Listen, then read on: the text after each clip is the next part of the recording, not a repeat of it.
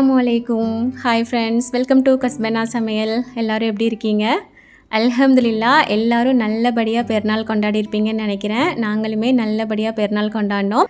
கொஞ்சம் லேட்டாக நானுமே விஷ் பண்ணிக்கிறேன் உங்களுக்கு எல்லாருக்கும். ஈத் முபாரக். இன்றைக்கி நம்ம சேனலில் ஈத் விலாக் தான் பார்க்க போகிறோம். ஸோ எங்களோட ஈத் எப்படி போச்சு அப்படிங்கிறத அவங்க கூட நான் ஷேர் பண்ணிக்கிறேன்.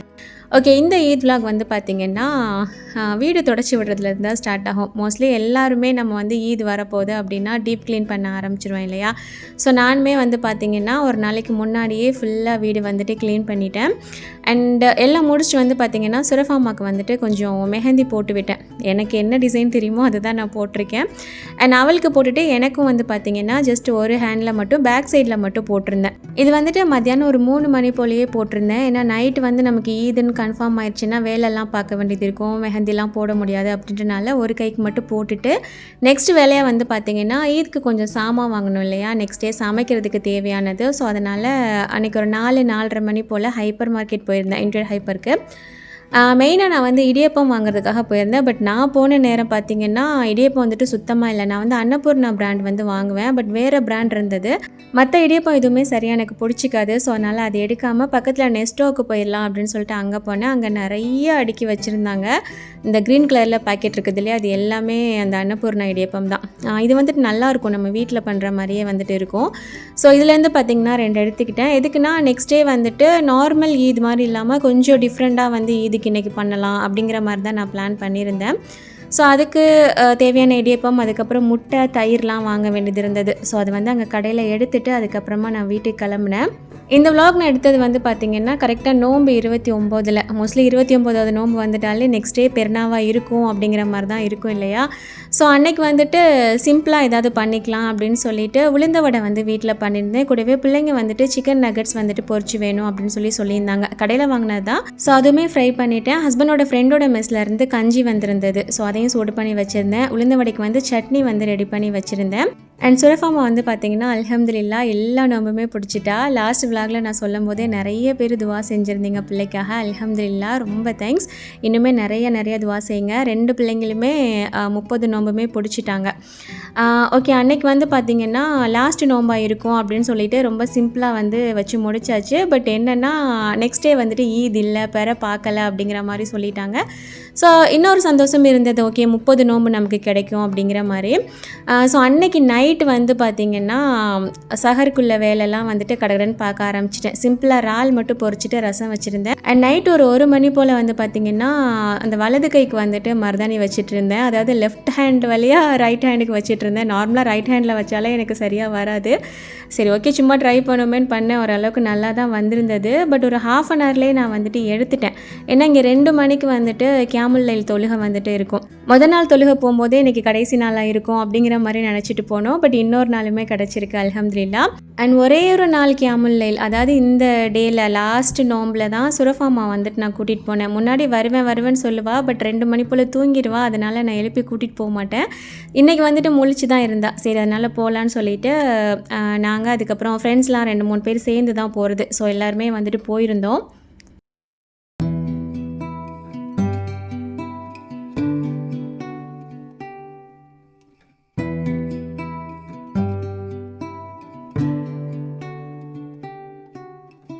அல்ஹம்துலில்லாஹ் தொழுது முடிச்சுட்டு வந்து பார்த்திங்கன்னா வீட்டுக்கு வந்தாச்சு. வந்துட்டு சஹர் செஞ்சுட்டு அதுக்கப்புறமா தூங்கியாச்சு. அண்ட் அதுக்கப்புறம் நெக்ஸ்ட் டே ஈவினிங்க்கு மேலே இருந்து தான் நான் வந்து விலாக் எடுத்தேன்.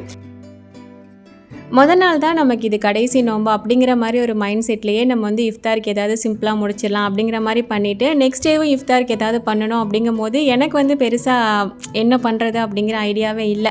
ஏன்னா நமக்கு வந்து அப்போ ஈத் வைப் வந்துடும். ஈதுக்கு வேறு நமக்கு சமைக்க வேண்டியது இருக்கும் நிறையா. ஸோ இஃப்தாருக்கு வந்துட்டு சிம்பிளாக நான் வந்து சன்னா மசாலா வந்துட்டு பண்ணேன். இதுக்கு வந்து நான் சோலாபுரி பண்ணலாம் அப்படின்னு நான் நினச்சேன். பட் வீட்டில் எல்லோரும் பரோட்டா வேணும் அப்படின்னு சொல்லி கேட்டாங்க. இனிமேலாம் என்னால் பரோட்டா பண்ண முடியாது, ஏன்னா அதுக்கு மாவு நம்ம முன்னாடியே பிணைஞ்சு வைக்கணும் இல்லையா. ஸோ எனக்கு டைம் இல்லைன்னு சொன்னதுக்கப்புறம் பரோட்டா வந்துட்டு வெளியில் வாங்கியாச்சு. ஜஸ்ட்டு சன்னா மசாலா மட்டும் நான் ரெடி பண்ணிவிட்டு அன்றைக்கி இஃப்தார் வந்துட்டு நாங்கள் முடிச்சிட்டோம். அண்ட் இஃப்தார் எல்லாம் முடிச்சுட்டு அடுத்து ஈதுக்கான வேலை வந்து பார்த்திங்கன்னா ஸ்டார்ட் பண்ண ஆரம்பிச்சிட்டேன். ஏன்னா நெக்ஸ்ட் டே கன்ஃபார்மாக நமக்கு ஈத் தான் இல்லையா இங்கே துபாயில். ஊர்லேயுமே வந்துட்டு நோம்பு 29 லாஸ்ட்டில் வந்துட்டு, அதாவது 29 நோம்பு நம்ம திறந்ததுக்கப்புறம் நைட்டில் வந்து பார்த்தாச்சு அப்படிங்கிற மாதிரி சில பேர் சொன்னாங்க. பட் இந்தியாவில் வந்து பாதி பேர் பெருநாள் கொண்டாடி இருக்காங்க, பாதி பேர் வந்து நோன்பு வச்சுருந்துருக்காங்க. பட் எங்களுக்கு இங்கே துபாயில் வந்துட்டு 30 நோன்பு கம்ப்ளீட் ஆகி தான் வந்துட்டு பெருநாள் வந்திருந்தது. ஓகே, ஈதுக்கான வேலைக்கு வந்து பார்த்திங்கன்னா ஃபஸ்ட்டு மட்டன் வந்துட்டு க்ளீன் பண்ணிகிட்ருக்கேன். எப்போவுமே ஈது பசியாரா அப்படின்னாலைக்கு இடியப்பம், கோழியப்பம், வட்டலப்பம், ஜவ்வரிசி கஞ்சி, சிக்கன், மட்டன் இந்த மாதிரி தான் பண்ணுறது. பட் இந்த தடவை வந்துட்டு கொஞ்சம் டிஃப்ரெண்ட்டாக பண்ணலாம் அப்படிங்கிற மாதிரி இடியப்ப பிரியாணி வந்து நான் பண்ணேன்.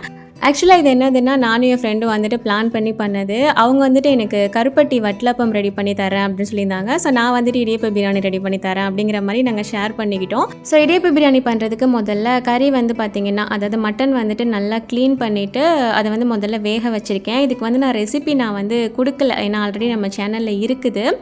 ஸோ அதை ஒரு பக்கம் வேக வச்சுட்டு நெக்ஸ்ட் வந்து பார்த்திங்கன்னா, இன்றைக்கி எனக்கு வட்டலப்பம் பண்ணுற வேலை இல்லை, ஏன்னா ஃப்ரெண்டு வந்து செஞ்சு தரேன்னு சொல்லிட்டாங்க இல்லையா. பட் எனக்கு வந்து ரொம்ப நாள் ஆசை கிண்ணத்தப்பம் வந்துட்டு பண்ணணும் அப்படின்னு சொல்லிட்டு. கேரளா, நாகர்கோயில் பக்கம்லாம் இது வந்து நிறையா பண்ணுவாங்க. சரின்னு சொல்லிட்டு அதுதான் பண்ணினேன். ஒரு பெரிய டம்ளர் அளவுக்கு பச்சரிசி வந்து பார்த்திங்கன்னா எடுத்திருந்தேன். அப்புறம் என்னோடய ஹென்னாவுமே பார்த்திங்கன்னா சூப்பராக வந்துட்டு செவந்திருந்தது. ஒரு 1/2 அன் ஹவர் போல் தான் வச்சுருந்தேன், பட் நல்லாவே வந்து செவந்திருந்தது. ஓகே, இப்போ கிண்ணத்தப்பத்துக்கு வந்து பார்த்திங்கன்னா 1 கப் அளவுக்கு அரிசி எடுத்துகிட்டு முதல்ல ஊற வச்சுட்டேன். இனி அது ஊறி வந்ததுக்கப்புறம் தான் நமக்கு வேலை. நெக்ஸ்ட் இடியப்ப பிரியாணி பண்ணுறதுக்கு வெங்காயம் வந்து கொஞ்சம் நிறையா நறுக்கணும் இல்லையா, அதை வந்துட்டு ஸ்லைசரில் போட்டு கட் பண்ணி எடுத்துட்டேன். கூடவே இன்றைக்கி வந்து சிக்கனில் வந்து கலரி கறியுமே பண்ணியிருந்தேன், கோழியப்பம் பண்ணலாம் அப்படின்னு சொல்லிட்டு. பட் எப்போவுமே வந்து பார்த்திங்கன்னா நாட்டுக்கோழி கன்ஃபார்மாக எனக்கு கிடச்சிரும், ஊர்லேயே இருந்தாலும் சரி, துபாயில் இருந்தாலும் சரி. பட் இந்த தடவை என் ஹஸ்பண்டை விடும்போது நாட்டுக்கோழி வந்து பெருநாள் கழிச்சு தான் வரும் அப்படிங்கிற மாதிரி சொல்லிட்டாங்க எங்கள் ஏரியாவில். ஸோ எனக்கு கிடைக்கல. பையன்கிட்ட வந்துட்டு ப்ராய்லர் கோழி இருக்கும் இல்லையா, அதுதான் வந்துட்டு வாங்க விட்டுருந்தேன். ஸோ அவன் பக்கத்தில் தான் இருக்குது கடை. ஸோ சீக்கிரமாக வாங்கிட்டு வந்துடுவான். அவன் வாங்கிட்டு வர்றதுக்குள்ளேயே நான் வந்துட்டு கலரிக்கறி பண்ணுறதுக்கு தேவையான பொருள் எல்லாமே வந்துட்டு ரெடி பண்ணி தாளிக்கவும் ஆரம்பிச்சிட்டேன். ஏன்னா இதுக்குமே வந்து பார்த்திங்கன்னா தாளிப்பு வந்து நல்லா முருகி வரணும், அதுக்கப்புறம் தான் நம்ம கறி சேர்க்குற மாதிரி இருக்கும். ஸோ அதனால் நான் இது வந்து ரெடி பண்ணிட்டேன் அப்படின்னா அவன் வாங்கிட்டு வர்றதுக்குள்ளே டக்குன்னு நம்ம வந்து தாளிச்சிடலாம், மீன்ஸ் அதுக்குள்ளே தாளிப்பு வந்து ரெடி ஆயிரும் அப்படின்ற மாதிரி நான் வந்து தாளிக்க ஆரம்பிச்சிட்டேன். நான் ரெடி பண்ணிகிட்டு இருக்கும் போதுமே பையனுமே பார்த்திங்கன்னா சிக்கன் வந்துட்டு வாங்கிட்டு வந்துட்டான். இந்த கலரிக்கறி ரெசிபியுமே நான் இதில் வந்துட்டு பெருசாக நான் தரல. ஏன்னு பார்த்தீங்கன்னா கலரிக்கறி ரெசிபியுமே ஆல்ரெடி நம்ம சேனலில் இருக்குது. அதாவது சிக்கன் கலரிக்கறி. நிறைய பேர் மட்டன் கலரிக்கறி கேட்குறீங்க. பட் ரொம்ப சாரி, நான் வந்துட்டு கண்டிப்பாக சீக்கிரமாக நான் தந்துடுறேன். சிக்கன் கலரிக்கறியோட ரெசிபி வந்துட்டு நம்ம சேனலில் இருக்குது. அதோட லிங்க் வந்து நான் டிஸ்கிரிப்ஷனில் கொடுக்குறேன், வேணும் அப்படின்னா செக் பண்ணி பார்த்துக்கோங்க. ரொம்ப சூப்பராக வரும். ஒரு 80% வந்து ஊர் கலரிக்கறி டேஸ்ட்டில் வந்துட்டு நம்ம கொண்டுட்டு வந்துட முடியும். நிறைய பேர் ட்ரை பண்ணிவிட்டு எனக்கு சொல்லியிருக்காங்க. மட்டன்லேயோ பீஃப்லேயோ நம்ம பண்ணுறோம் அப்படின்னா சேம் மெத்தடில் கொஞ்சம் வேலைகள் வந்து சேஞ்ச் பண்ணுற மாதிரி இருக்கும். இன்ஷால்லா நான் சீக்கிரமாக அதோட வீடியோவுமே நான் போடுறேன். ஓகே, இந்த பக்கம் சிக்கன் வந்துட்டு நான் க்ளீன் பண்ணுறதுக்குள்ளேயே தாளிப்புலாம் வந்து பார்த்திங்கன்னா நல்லா முருகி வந்துருச்சு. ஸோ சிக்கன் போட்டுட்டு அதுக்கப்புறமா நம்ம எடுத்து வச்சுருந்த மசாலா, இதுக்கு மேலே வெங்காயம், கருவேப்பிலை, தயிர் இதெல்லாம் சேர்க்குற மாதிரி இருக்கும். நார்மலாக நம்ம கறியானம் வைக்கிறோன்னா மசாலா, உப்பு எல்லாமே சேர்த்து நல்லா மிக்ஸ் பண்ணி ஊற வச்சுட்டு பண்ணுவோம். பட் இதுக்கு வந்து பார்த்திங்கன்னா இந்த மாதிரி மேலேயே எல்லாமே போட்டுட்டு மூடி வச்சிடணும். ஒரு 2 நிமிஷம் இல்லை 5 நிமிஷம் வரைக்கும் மூடி வச்சுட்டு ஒரு கொதி வந்ததுக்கப்புறமா தான் நம்ம வந்து மிக்ஸ் பண்ணி விடுற மாதிரி இருக்கும். ரொம்ப நல்லாயிருக்கும் ஃப்ளேவர் வந்துட்டு. எல்லாருமே பண்ணிடலாம். ஏன்னா ஒரு சில ரெசிபிஸ் வந்து ஒவ்வொரு ஊரில் ஒவ்வொரு மசாலாஸ் வந்து அரைப்பாங்க. பட் இதுக்கு வந்து பார்த்திங்கன்னா நம்ம தனித்தனியாக வச்சுருப்போம் இல்லையா, மிளகாத்தூள், மல்லித்தூள் அந்த மாதிரி பொருள் தான் வந்து சேர்ப்போம். அதனால் ஈஸியாக பண்ணலாம். ஸோ ரெசிபி பார்த்து ட்ரை பண்ணி பாருங்கள். ஓகே, அது ஒரு பக்கம் நான் தாளித்து போட்டுட்டு இந்த பக்கம் பார்த்திங்கன்னா கிண்ணத்தப்பத்துக்கு ரெடி பண்ண ஆரம்பிச்சிட்டேன். அரிசியுமே நல்லா ஊறி வந்துருச்சு. அண்ட் தேங்காய் பால் எடுத்து வச்சுருந்தேன். தேங்காய் பாலோட அளவு வந்து பார்த்திங்கன்னா எந்த டம்ளர் அரிசி எடுத்தோமோ அதே டம்ளரில் 1.25 ஒரு 1.5 கப் அளவுக்கு நம்ம வந்து எடுத்துக்கலாம். அண்ட் சுகர் வந்து பார்த்திங்கன்னா நான் 3/4 கப் அளவுக்கு எடுத்தேன். 1 கப் அளவுக்கு கூட நம்ம எடுத்துக்கலாம், உங்களோட ஸ்வீட்னஸ் பொறுத்து தான். கூடவே ஒரே ஒரு முட்டை, 4 ஏலக்காய் வந்துட்டு எடுத்திருக்கேன். முதல்ல நம்ம எடுத்து வச்சுருந்த பச்சரிசி இருந்தது இல்லையா, ஊறின பச்சரிசி, அதை வந்துட்டு மிக்ஸி ஜாரில் சேர்த்துக்கிறேன். கூடவே நம்ம எடுத்து வச்சுருந்த ஏலக்காய், முட்டை, அது எல்லாத்தையும் ஒன்றா சேர்த்து வந்து நம்ம அரைச்சி எடுத்துக்க போகிறோம். கிண்ணத்தப்பம் வந்துட்டு வெரி ஃபஸ்ட் டைம் நான் வந்துட்டு இப்போ பண்ணுறேன். ஒரு சின்ன பயம் இருந்துகிட்டே இருந்தது, நல்லா இருக்குமா, நல்லா வருமா அப்படிங்கிற மாதிரி. சரி ட்ரை பண்ணி பார்ப்போம், எப்படி இருந்தால் என்ன, நம்ம தானே சாப்பிட போகிறோம் அப்படிங்கிற மாதிரி ஒரு இதில் வந்துட்டு பண்ணிகிட்டு இருந்தேன். எப்படி வந்ததுன்னு சொல்லிட்டு பாருங்கள். ஓகே, இந்த அரிசி வந்து பார்த்திங்கன்னா நல்லா நைஸாக அரைஞ்சிடணும். நமக்கு நல்ல பட்டு போல் அரையணும்னு சொல்லுவாங்க இல்லையா, ஸோ அந்த மாதிரி நல்லா நைஸாக அரைச்சி எடுத்துக்கணும். ஸோ இந்த அளவுக்கு வந்துட்டு நல்லா நைஸாக அரைச்சி எடுத்துகிட்டு இதை வந்துட்டு வேறொரு பெரிய பவுலில் வந்துட்டு நம்ம மாற்றிக்கலாம். இதிலே வந்துட்டு நம்ம எக்ஸ்ட்ரா எடுத்து வச்சுருந்தோம் இல்லையா, சீனி, அதுக்கப்புறம் எக்ஸ்ட்ரா இருக்கக்கூடிய தேங்காய் பால் எல்லாத்தையுமே ஒன்றா சேர்த்துட்டு நல்லா நம்ம கலந்து விட்டுற வேண்டியதான். வட்டலப்பம் வந்து பார்த்திங்கன்னா நிறைய முட்டையும் தேங்காயும் சேர்ப்போம், தேங்காய் பாலும் வந்துட்டு சேர்ப்போம். பட் இதில் வந்துட்டு மெயினே வந்து அரிசியும் தேங்காய் பாலும். ஸோ அது கூட சீனி, ஒரே ஒரு முட்டை வந்து நம்ம சேர்த்தாலே போதும். அண்ட் மாவோட கன்சிஸ்டன்சி வந்து பார்த்திங்கன்னா இந்த அளவுக்கு தண்ணியாக இருக்கணும். ஒரு ஸ்பூனில் எடுத்துகிட்டு இந்த மாதிரி நடுவில் லைன் போட்டு பார்த்திங்கன்னா அந்த லைன் வந்து தனியாக தெரியணும். ஸோ இது வந்து பதம். அண்ட் இதை வேக வைக்கிறதுக்கு வந்து பார்த்திங்கன்னா பொதுவாக ஒரு பெரிய பிளேட்டில் வந்துட்டு பண்ணுவாங்க. பட் பெரிய பிளேட்டை வச்சு ஸ்டீம் பண்ணுற அளவுக்கு எங்கிட்ட பாத்திரம் இல்லை. அதனால் இந்த ஒரு பாத்திரம் வந்து எடுத்துகிட்டு உள்ளே தேங்காய் எண்ணெய் வந்து பார்த்திங்கன்னா அப்ளை பண்ணிக்கிறேன். நெய் கூட அப்ளை பண்ணலாம். பட் இது வந்து கேரளா ரெசிபி இல்லையா, ஸோ அதனால் தேங்காய் எண்ணெய் வந்துட்டு அப்ளை பண்ணால் நல்லாயிருக்கும். அண்ட் அந்த பேட்டர் நம்ம ரெடி பண்ணியிருந்தோம்ல, அதை வந்து இந்த மாதிரி ஃபில்ட்ரு பண்ணிவிட்டு சேர்த்துக்கணும். அப்போ தான் அந்த ஏலக்காயில் உள்ள அந்த தொலி, அதுக்கப்புறம் அரிசி சரியாக அரையலை அப்படின்னாலும் அது எல்லாமே நம்மளால் ஃபில்ட்ரு பண்ண முடியும். அண்ட் கடைசியாக கிண்ணத்தப்பத்துக்கு வந்து பார்த்திங்கன்னா நாகர்கோவில் பக்கம் வந்து மேலே ஜீரகம் வந்துட்டு கொஞ்சமாக சேர்ப்பாங்க. பட் நான் வந்து சேர்க்கலை. எதனாலன்னு பார்த்திங்கன்னா ஃபஸ்ட் டைமாக பண்ணுறேன், பிள்ளைங்களுக்கு டேஸ்ட்டு பிடிக்காமல் போயிடுச்சுன்னா என்ன பண்ணுறது அப்படின்றதுக்காக நான் வந்து ஜீரகம் சேர்க்கலை. உங்களுக்கு வேணும்னா நீங்கள் சேர்த்துக்கோங்க. இதை வந்து நார்மலாக வட்டலப்பம் வந்து நம்ம ஸ்டீம் பண்ணி எடுப்போம் இல்லையா, அதே மாதிரியே தான் நான் பண்ணி எடுத்தேன். நான் ஒரு இட்லி சட்டியில் வந்து தண்ணி வச்சுட்டு அதுக்குள்ளே இதை வச்சு வேக வச்சு எடுத்துட்டேன். பிளேட்டில் வச்சோம் அப்படின்னா மேக்ஸிமம் ஒரு 15 மினிட்ஸில் வெந்துரும்னு நினைக்கிறேன். பட் நான் வந்து கொஞ்சம் பாத்திரத்தில் வச்சேன் இல்லையா, எனக்கு வந்துட்டு ஒரு 1/2 அன் ஹவருக்கு மேலேயே ஆச்சு. ஃபஸ்ட்டு வந்து பார்த்திங்கன்னா நான் சிக்கன் வந்து தாளித்து போட்டு அது ரெடியானதுக்கு அப்புறமா நெக்ஸ்ட் வந்து நான் கிண்ணத்தப்பத்துக்கு வந்து எடுத்து வச்சுட்டேன். அடுத்த வேலையாக வந்து இடிப்பு பிரியாணிக்கான அந்த மசாலா இருக்குது இல்லையா, அதை வந்து நம்ம முன்னாடி ரெடி பண்ணி வச்சுட்டோம் அப்படின்னா கொஞ்சம் லேட்டாக வந்து நம்ம இடியப்பம் சேர்த்து மிக்ஸ் பண்ணிக்கலாம். வேலை வந்து கொஞ்சம் ஈஸியாக இருக்கும் இல்லையா, ஸோ அதனால் அந்த வேலை வந்து நான் பார்க்க ஆரம்பிச்சிட்டேன். இடியப்பம் பிரியாணியோட ரெசிபியுமே நான் ஆல்ரெடி ஒரு விலாகில் ஷேர் பண்ணியிருக்கேன். ஒன்றுமே இல்லை, நம்ம நார்மல் ரைஸ் பிரியாணி எப்படி பண்ணுவோம் சேம் அதே மெத்தட் தான். ரைஸ்க்கு பதிலாக நம்ம வந்துட்டு இடியப்பம் சேர்க்க போகிறோம். தண்ணியோட அளவு வந்து கம்மியாக வைக்கணும், அவ்வளோதான்.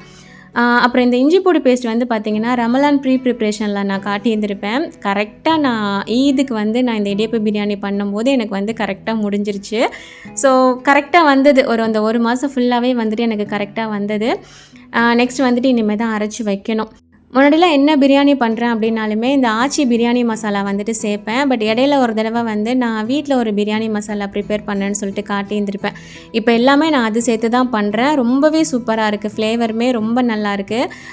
தனியாக எந்த மசாலாவும் சேர்க்காமல் நம்மளே பண்ணுறோம் அப்படிங்கிற மாதிரி ரொம்பவே நல்லா வருது. கலருமே ரொம்ப சூப்பராக வருது.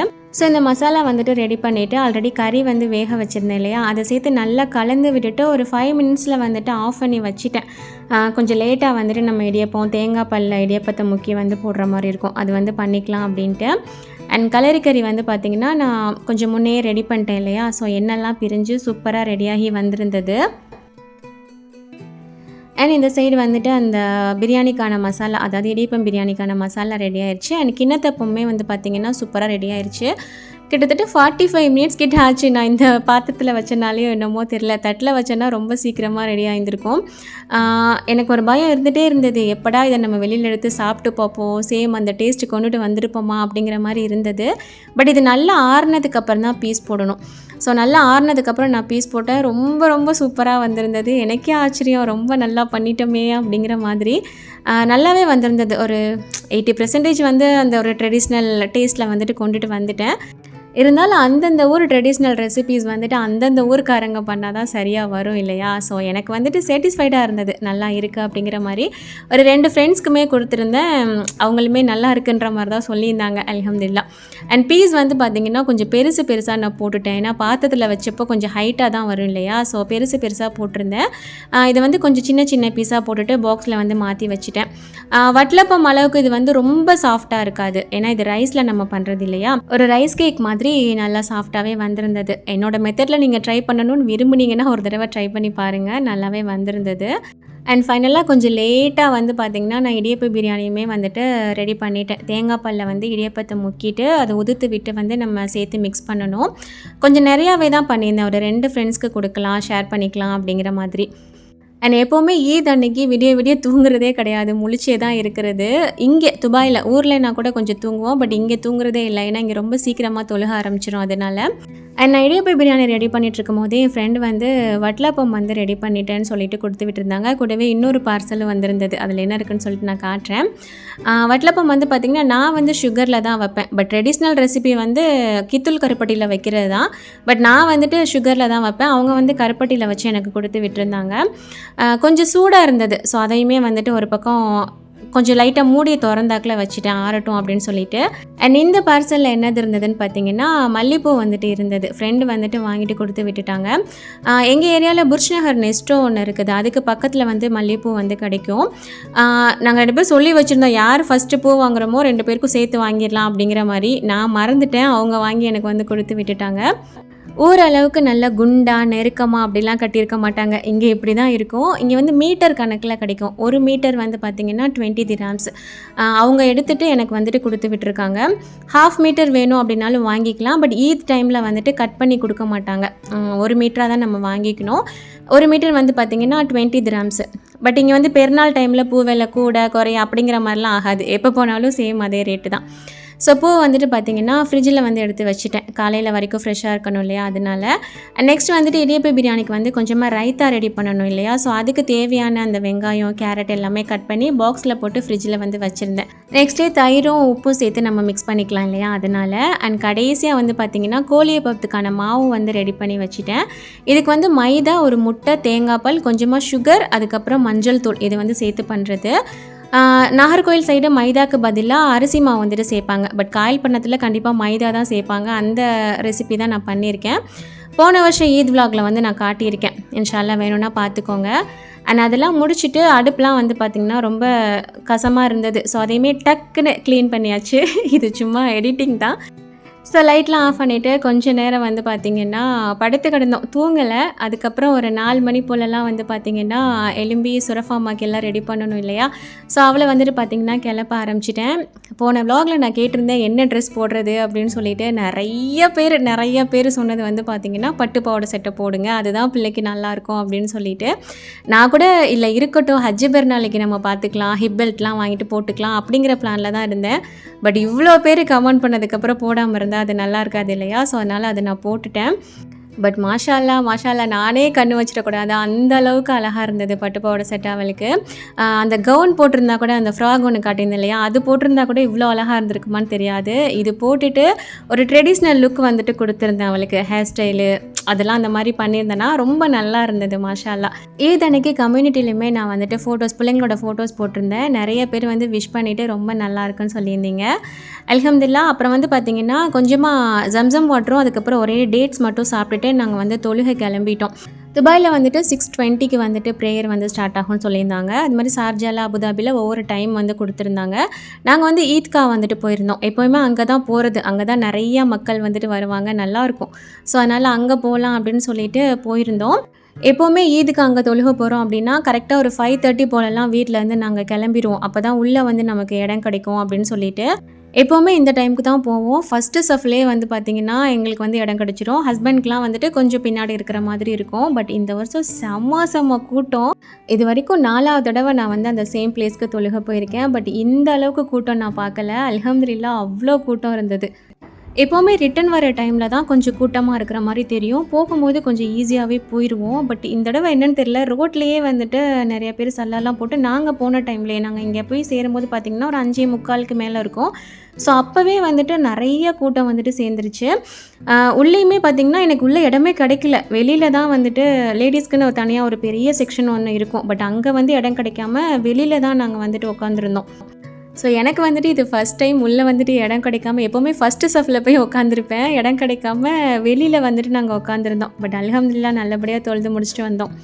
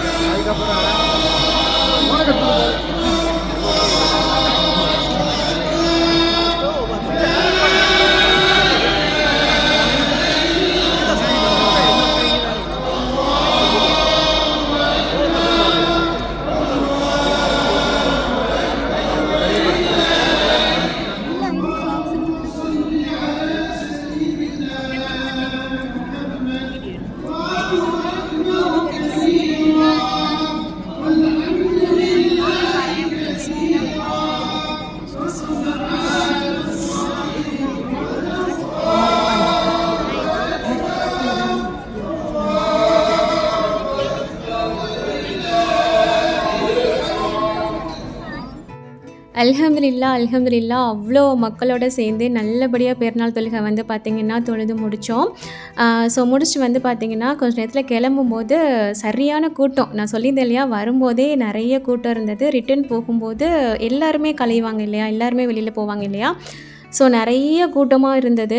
உண்மையிலே அந்த டைமில் எனக்கு வெளியில் போகும்போது அவ்வளோ அந்த கூட்டத்துக்குள்ளே வெளியில் போகும்போது என்னோடய ஃபீல் வந்து எப்படி இருந்ததுன்னு பார்த்தீங்கன்னா, மக்கால வந்து நம்ம ஹரமில் தவாஃப் பண்ணும்போது எப்படி இருக்கும், அவ்வளோ கூட்டத்தில் அவ்வளோ நெரிசலில் வந்துட்டு நம்ம போவோம் இல்லையா, ஹஸ்பண்ட் வந்து நம்ம கையை பிடிச்சிப்பாங்க, நம்ம வந்து பிள்ளைங்களோட கையை வந்து டைட்டாக பிடிச்சிப்போம், அந்த மாதிரி எனக்கு ஃபீல் தான் இருந்தது.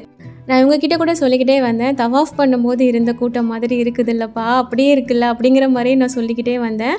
பட் அல்ஹம்துலில்லாஹ் ஒரு பக்கம் ரொம்ப சந்தோஷமாகவும் இருந்தது, இவ்வளோ மக்களோடு சேர்ந்து வந்து நம்ம தொழுதுருக்கோம் அப்படிங்கிற மாதிரி. அல்ஹம்துலில்லாஹ் நல்லபடியாக தொழுது முடிச்சுட்டு வந்து பார்த்திங்கன்னா வீட்டுக்கு கிளம்பியாச்சு. அண்ட் வீட்டுக்கு வந்ததுக்கு அப்புறமே முதல் வேலை என்னது, நமக்கு சாப்பிடணும் இல்லையா, ஸோ அவ்வளோ பசிக்கும். போகும்போது டேட்ஸும் அந்த ஜம்சம் வாட்டர் மட்டும்தான் குடிச்சிட்டு போயிருந்தோம். அண்ட் இடியப்ப பிரியாணி வந்து பார்த்திங்கன்னா லைட்டு சூடு வந்து இருந்தது, ஏன்னா குவான்டிட்டி ஜாஸ்தி இல்லையா, சூடு வந்துட்டு கொஞ்சம் லைட்டாக இருந்தது. ஆனால் அந்த சூடு வந்து நமக்கு பத்தாது சாப்பிட்றதுக்கு. ஸோ அதனால் குக்கிங் ரேஞ்சில் வந்து நான் உள்ளே தூக்கி வச்சுட்டேன். அதில் வந்து ப்ரீ ஹீட் ஆப்ஷன் இருக்கும் இல்லையா, ஸோ அது கொடுத்துட்டு நம்ம வந்து கொஞ்சம் நேரம் உள்ளே வச்சு எடுத்துட்டோம் அப்படின்னா அந்த ஹீட் வந்து நமக்கு கரெக்டாக இருக்கும். ஸோ அதை உள்ளே வச்சுட்டு வந்து பார்த்திங்கன்னா இது கரியானம்லாம் இருந்தது இல்லையா, அதெல்லாம் சூடு பண்ணிவிட்டு நெக்ஸ்ட் வந்துட்டு கோழியப்பம் வந்துட்டு சுற்றலாம் அப்படின்னு சொல்லிட்டு அதுதான் சுடுறதுக்கு ஸ்டார்ட் பண்ணேன். இந்த கோழியப்பம் வந்து பார்த்திங்கன்னா எங்கள் ஊரில் இது கிடையாது, அதாவது பரமக்குடி சைட்லலாம் வந்து இது பண்ண மாட்டோம், காயல்பட்டினத்தில் தான் இது வந்து ஒரு ட்ரெடிஷ்னல் ரெசிபி. பட் எனக்கு புதுசில், நான் கல்யாணம் ஆகி வந்த புதுசுலலாம் எனக்கு வந்து இது பிடிக்கவே செய்யாது, இது என்ன கோதுமை தோசை மாதிரி வலுவலுன்னு இருக்குது அப்படிங்கிற மாதிரிலாம் சொல்லுவேன். பட் கொஞ்ச நாள் சாப்பிட வந்து பார்த்திங்கன்னா ரொம்ப பிடிச்சிருச்சு, இது வந்து கண்டிப்பாக ஈதுக்கு வேணும் அப்படிங்கிற அளவுக்கு வந்து எனக்கு வந்து ரொம்ப பிடிச்சிருச்சு. நல்லாயிருக்கும், இதில் வந்து நம்ம தேங்காய் பால்லாம் சேர்க்குறோம், முட்டை சேர்க்குறோம் அப்படின்றனால டேஸ்ட் வந்துட்டு சூப்பராக வரும். அது மட்டும் இல்லாமல் இதை சுடுறதுமே வந்து பார்த்திங்கன்னா ரொம்ப ஈஸி, டக்குன்னு வந்து நமக்கு ரெடி ஆயிரும், ஒரு 10 செகண்ட் தான் மேக்ஸிமம், ஈஸியாக சுட்டலாம். பட் என்னென்னா கண்டிப்பாக நான்ஸ்டிக்கில் பண்ணோம் அப்படின்னா தான் கரெக்டாக வரும். நம்ம என்ன தான் நான்ஸ்டிக் அவாய்ட் பண்ணணும்னு நினச்சாலும் ஒரு சில முக்கியமான வேலைக்கு அது வந்து கண்டிப்பாக தேவைப்பட தான் செய்யுது இல்லையா. எனக்குமே ஒரு சில ரெசிபீஸ்க்கு வந்து கண்டிப்பாக நான்ஸ்டிக் வந்து தேவைப்படும். இந்த தோசை டவா வந்து பார்த்திங்கன்னா லோக்கல் தான், இங்கே வந்துட்டு 1 to 15 ஷாப்பில் வந்து வாங்கியிருந்தேன். பட் இது வந்து பார்த்திங்கன்னா அதிகமாக யூஸ் பண்ணக்கூடாது. நான்ஸ்டிக் பொறுத்த வரைக்கும் கொஞ்சம் குவாலிட்டியாக கொஞ்சம் பிராண்டடாக வாங்கிட்டோம் அப்படின்னா அது வந்து கொஞ்சம் நல்லது.